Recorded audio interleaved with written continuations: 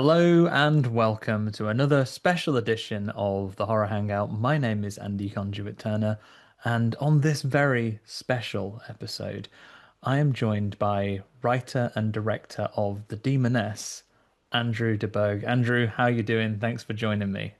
I'm good, thanks, Andy. How are you? Thanks for having me. I appreciate it. No, thanks for getting in touch with us about your movie. I am so glad that we managed to cut through the noise of releases across multiple platforms and it was brought to my attention because we'll talk about it in a little bit. I mean, we might as well go into the our meeting as it were beforehand.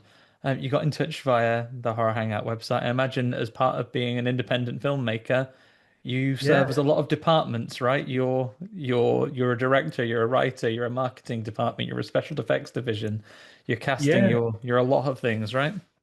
yeah. I mean, that's the thing as an independent filmmaker, you have to wear a lot of hats. It's not easy. But I mean, I enjoy it. I've been doing it for many years, and I like the process and the creative control, as well. Well, before we get into the film of the week and speak about the titular demoness, who those watching on video will be able to see looming over your shoulder just there. Let's talk about where it all started from you, because for those who don't know, you are based in the US. You're working in the US as a filmmaker right now, but if the accent doesn't give away, you were born a little bit closer to where we are over in the UK, right? So you've had a journey in your journey from horror fan to horror filmmaker. Maybe we should start with how you enjoyed horror. Where did it first sort of get into your life as a fan? Yeah. So I mean, I think growing up in the UK, I was always just fascinated by films. I was lucky my parents took me to see movies when I was a kid, and movies like Toy Story and Small Soldiers, A Bug's Life, Star Wars: The Phantom Menace was a huge inspiration for me. And I think I sort of just over the years, like I was just always drawn to movies.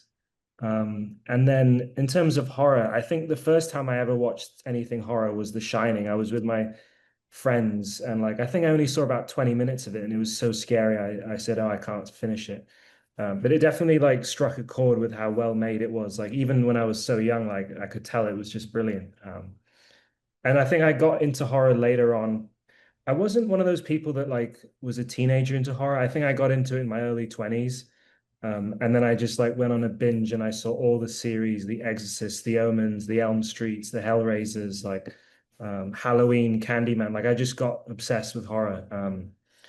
And yeah, I enjoy it. I enjoy the genre. I mean, I go to the movies to see anything that comes out horror-wise. I went to see The Bride, Scream 7. I'm excited for Ready or Not 2 next or this weekend. Right.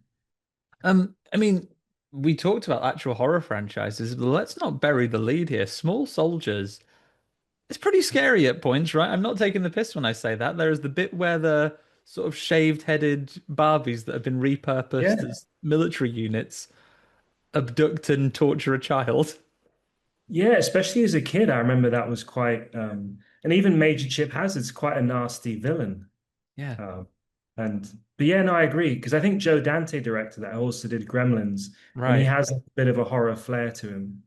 Yeah, like Uh, I think the subtle things that get into you as a very young child, even when you don't realize you're watching a horror movie, they certainly can leave their mark. But then you studied film at university, and what point did you know you wanted it to be your career?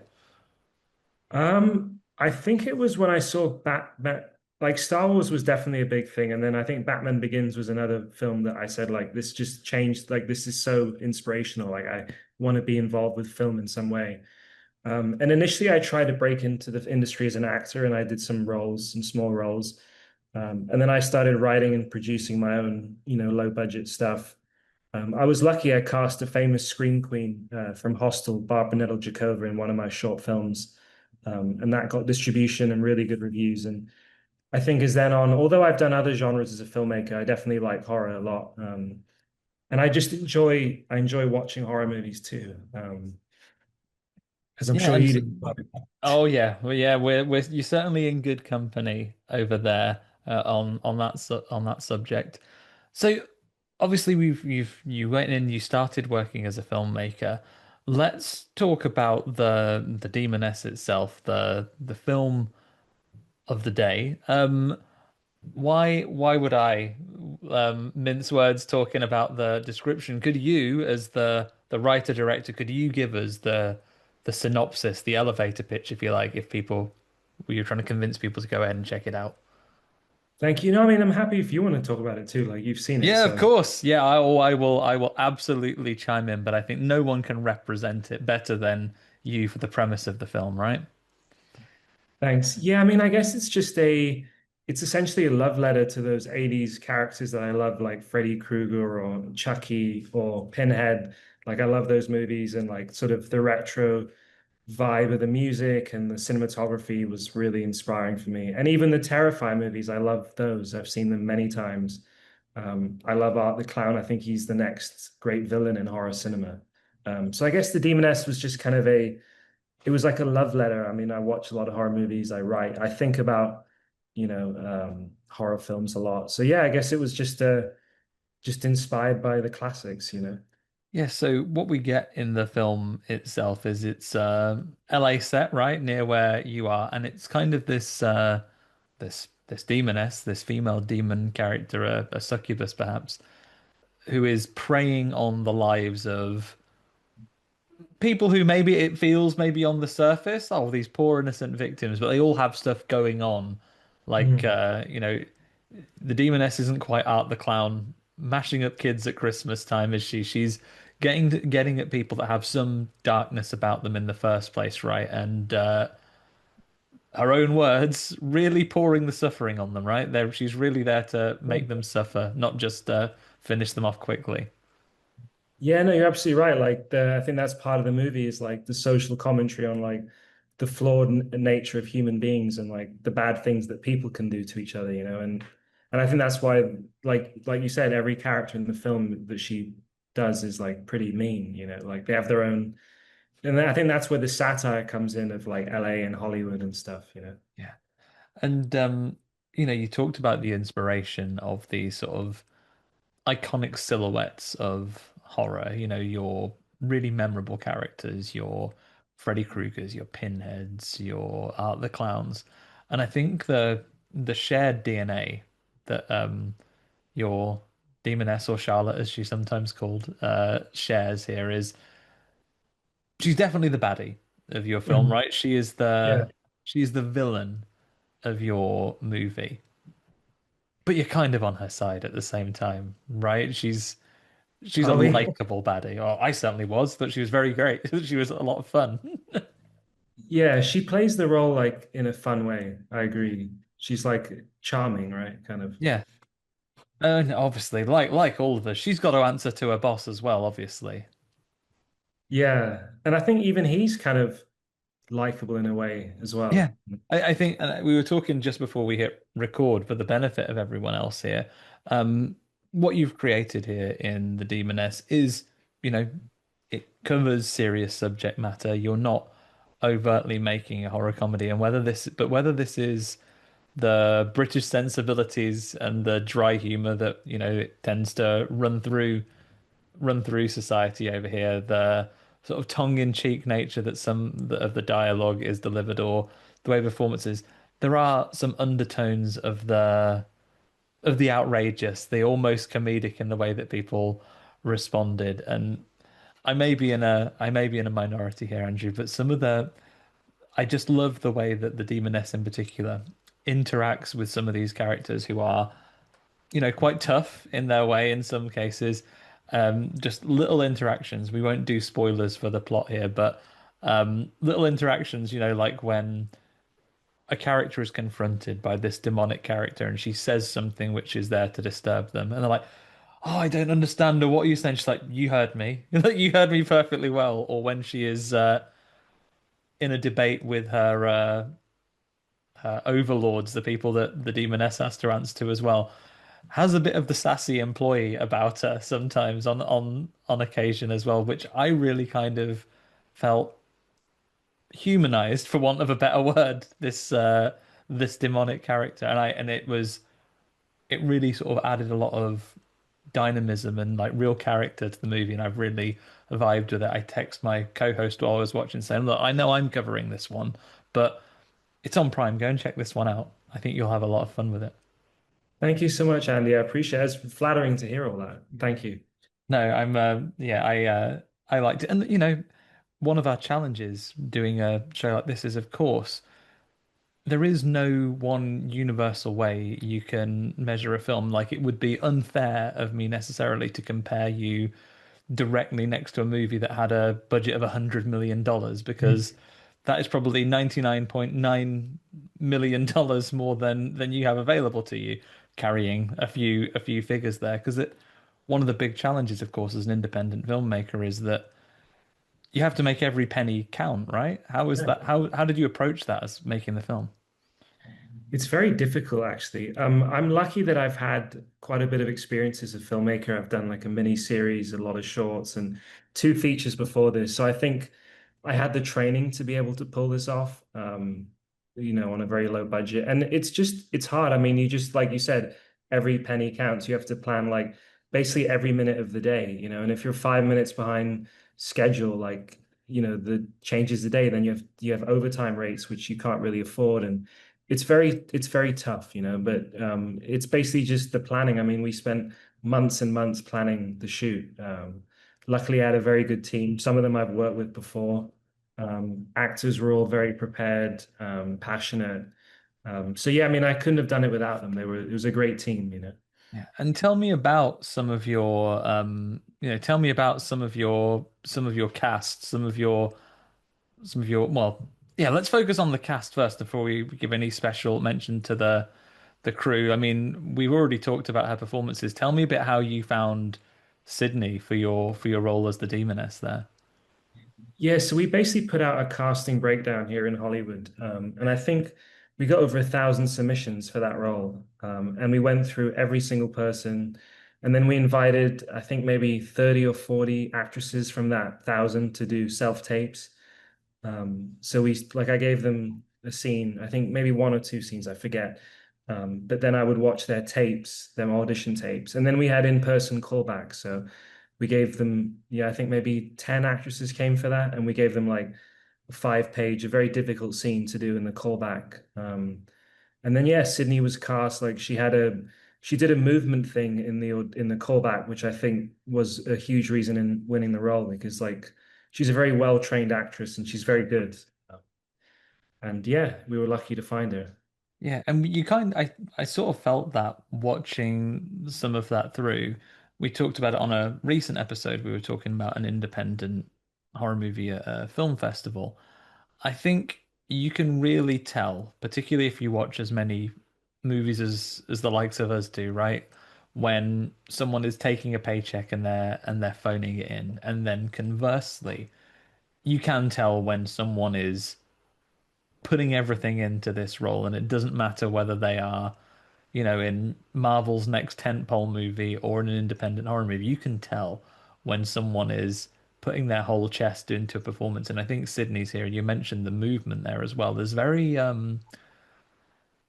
it has the feeling when we're watching it through as you would if you watch someone giving a dance performance on stage, or a very physical stage acting performance as well. You can really see the effort that's going into these ones, and she throws herself into it really hard. So congratulations on the choice, on the direction, as she's not here for me to say it directly, for her work that she put into that as well. Thank you. Yeah, she's really good. I'm glad we found her. And there was a lot of competition. There was a lot of very good actresses that were competing for that role. So I'm glad that she did a good job in the film. And then what were your considerations, thinking that technically she has to play in two different forms, right? So she has to be essentially in her normal human aspect, where she has nose prosthetics, and then work in a, I could say, especially for an independent budget, like some very impressive prosthetic work and some practical effects that you put there to do this character transformation. How did that evolve over time with your effects team? Was that something you designed before you started filming, or did you design it once you'd met the actress here?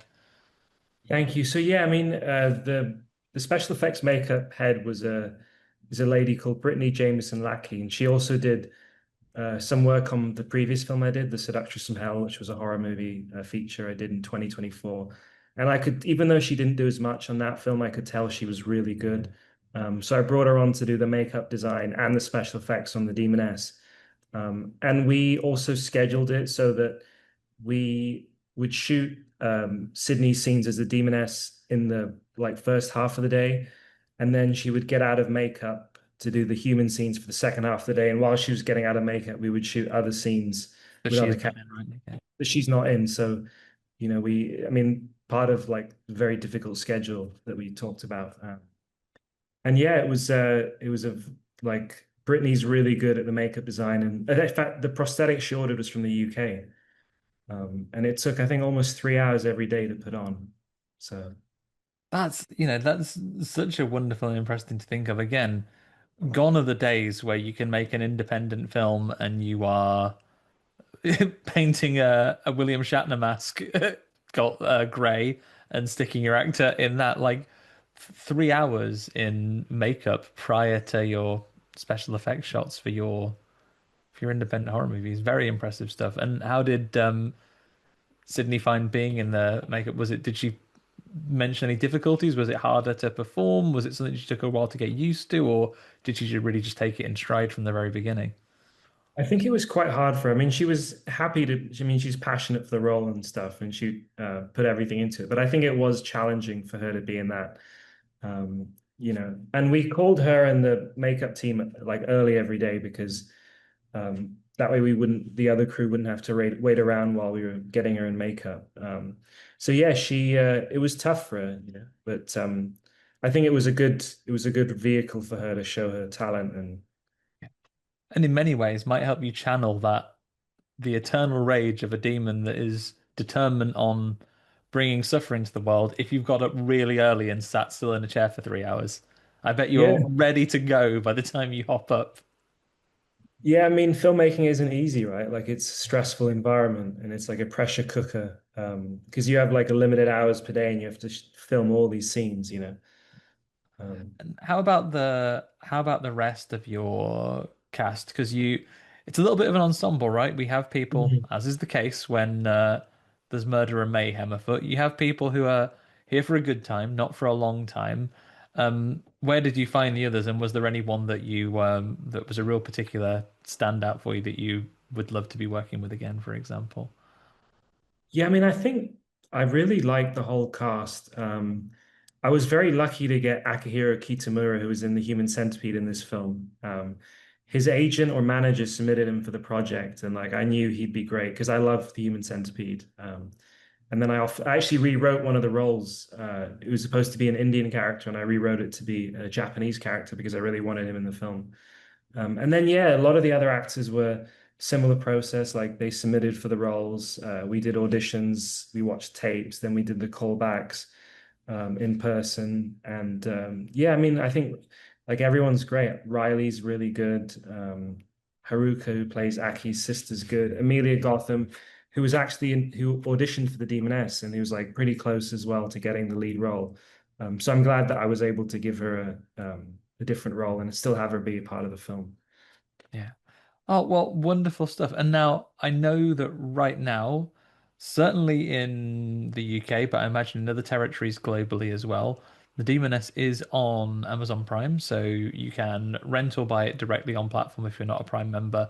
In the UK, certainly right now, if you have a Prime Video subscription, you can just watch it directly as well, which is a really nice, accessible way to watch it. Before we came to streaming, though, Andrew, did you have any runs at festivals? Have you had the opportunity to see this with an audience yourself? Yeah, I have. We screened it at the LA Fantasy Fest, I think was it October and November? And I won an award actually, like a certificate, a special mention thing. And Oh, that was nice. and yeah, we didn't do as lengthy of a festival run as like we were initially thinking.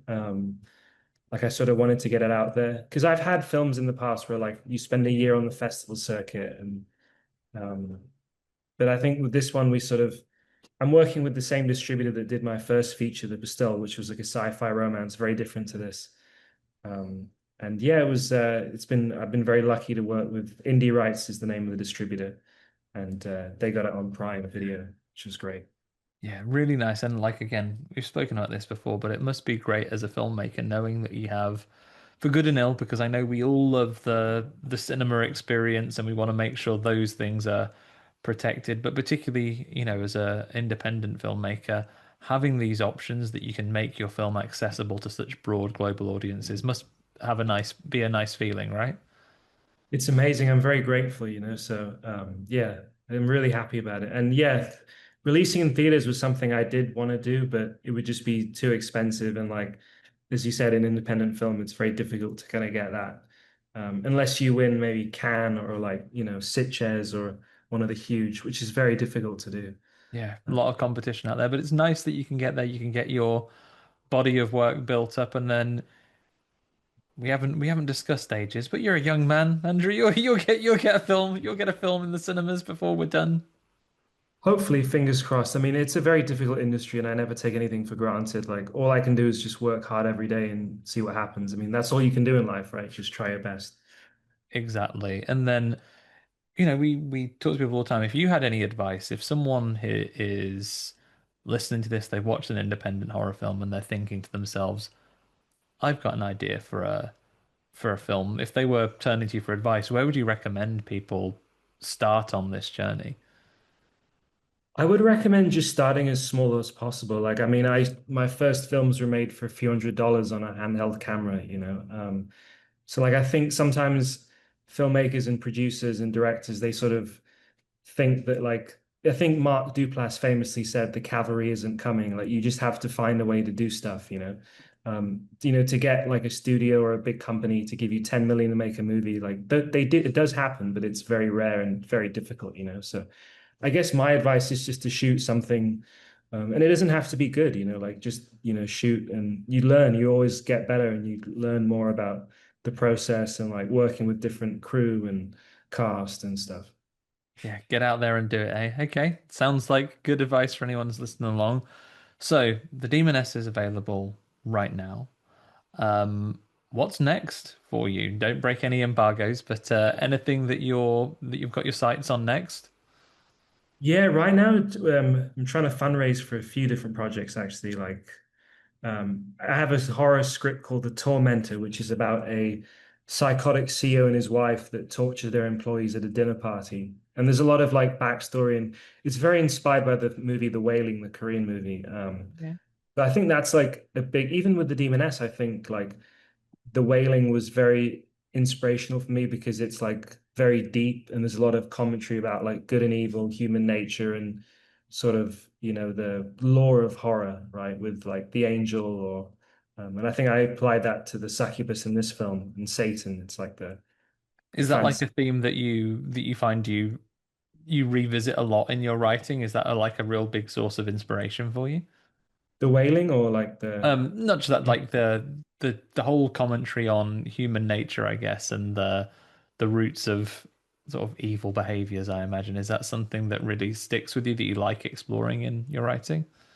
yeah, I think I do a lot actually because I think it's like it feels like it comes from a real place. And another movie that was a huge inspiration for me is Get Out. And that movie is like about the evil that humans are capable of as well. And even in Hellraiser, you have like characters that are humans that are villains as well. It's not just Pinhead and the Cenobites. Yeah, Um, those guys are just doing a job. So, yeah, but no, no, carry on, please. no, I was going to say Pinhead. I mean, talk about horror, like what an icon, like truly. Yeah, we were lucky enough to interview Doug Bradley, who played Pinhead a Oh, couple wow. of years ago now. Really, really interesting discussion about his inspiration and how his horror roots kind of had some origins in a sort of religious upbringing Wow. when he was a young man. Really, really interesting chat. Nice man. I'll have to see that because I know he's from Liverpool, right? I believe. Like certainly from the region. I wouldn't quote the exact city Oh, off memory, but yeah. Merseyside. Yeah. I mean, Right. years before I'd ever had the opportunity to interview him, the first time I ever ran into Doug Bradley as not in full makeup on my uncle's bedroom wall when we were growing up, but was an event in Birmingham when he was enjoying a nice pasta salad to avoid the real life horrors of festival pricing for foods. He'd avoided that particular terror himself by bringing lunch from home. It's funny.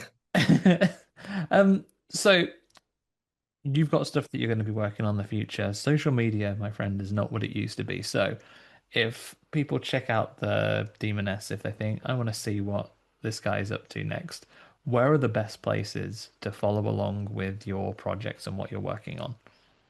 So I have an official Instagram page. It's Andrew de Burgh Director. Mhm. Um, and I can send you the link if you want to put that in the video as well. But Yeah, yeah, like absolutely. that's kind Future of Ben, where we'll drop that in the show notes for us.